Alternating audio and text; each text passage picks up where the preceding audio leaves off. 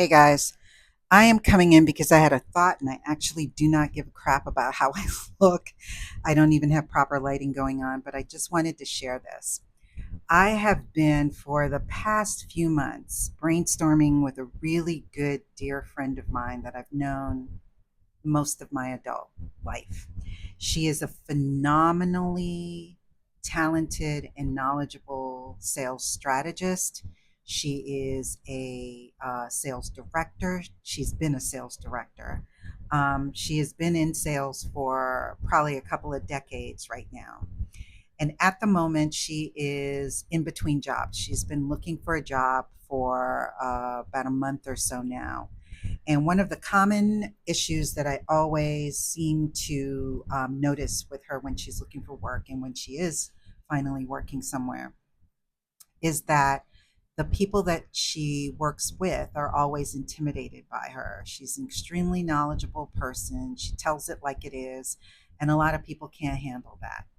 And for a number of years, I have been trying to get her to separate herself from the companies that she works for and really embrace the fact that she is extremely knowledgeable about sales and, in particular, in the industries that she works in and how to do sales, what are the proper protocols, everything that is involved in sales from the beginning to closing.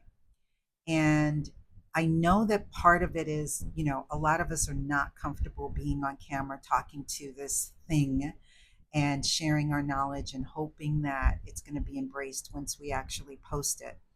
But I think that particularly when you are working for someone else, and this actually applies whether you're actually working for someone or if you have an actual business and that business has its own like name, we need to separate ourselves from our businesses because it is the only way that we can have what's considered a personal brand for ourselves.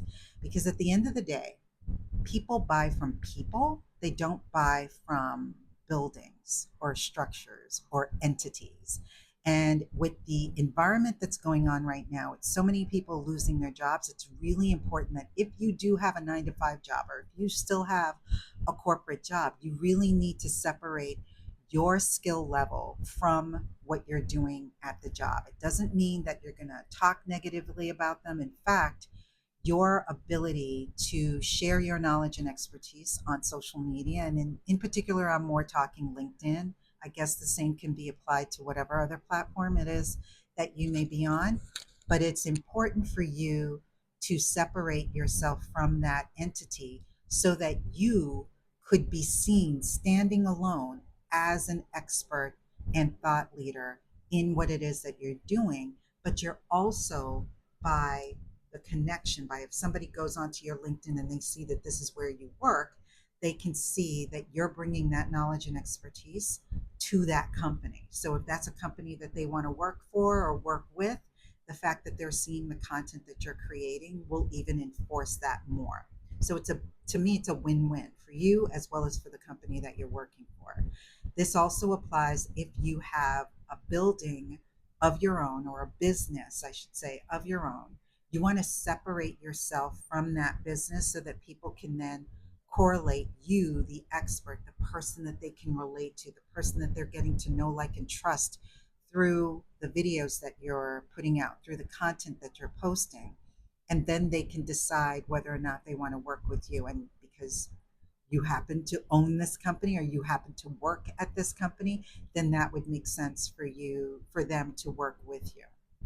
So in thinking about my friend, I happened to come across two things recently that made that reinforce in my mind even more. Like I mentioned, I'd been trying to get her to do this for two reasons for a number of years. One was because she was an expert salesperson, and I thought that she was always dropping valuable nuggets to me. And I thought, why am I the only one benefiting from this? She needs to share this with the world.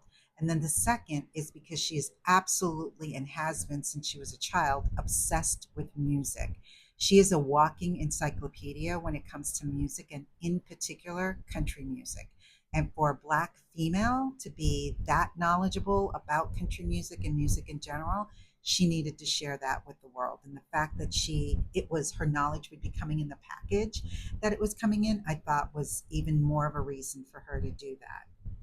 So those are the two reasons why I wanted her to basically be able to share her knowledge and expertise and become a personal brand herself, even though for years I never called it that because I didn't know what the heck it was called. I didn't know that term.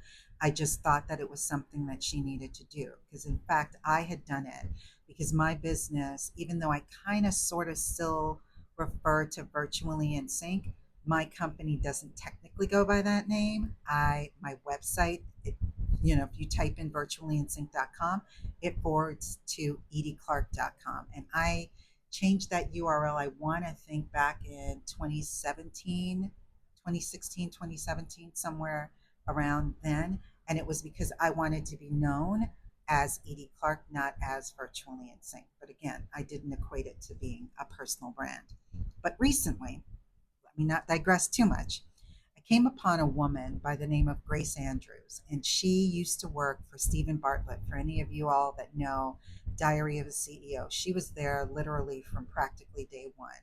And she just recently left working for Flight Story, which is his main company that produces Diary of a CEO, among some other podcasts. And she was able to do this because she created a personal brand for herself. While she was there, she became a thought leader. She became somebody that was sharing her knowledge and expertise online, on social media, and through videos as well.